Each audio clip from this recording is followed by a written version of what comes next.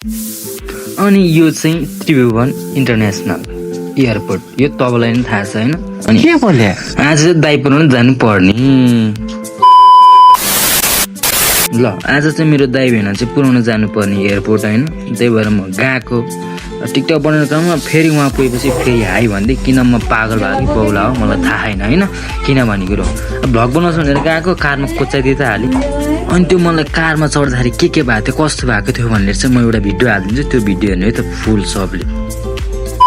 म चाहिँ कारको सबभन्दा लास्ट सिटमा के भन्छ सिट पनि भन्दिनँ यसलाई, के भन्छ पछाडि बसेको छु, डिकी नै भन्छ है।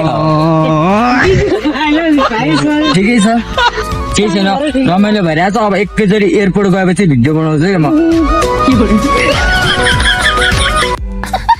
कारको डिक्कीमा चाहिँ म लुकेँ होइन, मामाबाट जोगिनलाई भन्दा एयरपोर्ट आइपुगेछ।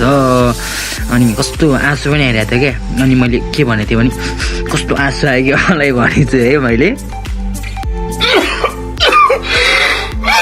आँसु नि आयो। अनि त्यहाँ गएर एउटा कुरो बल्ल थाहा भयो क्या, दाइ भेना उडाउँछु भनेर आएको लास्टमा मैले नभएर प्लेनले पो उडाउने रहेछ यार।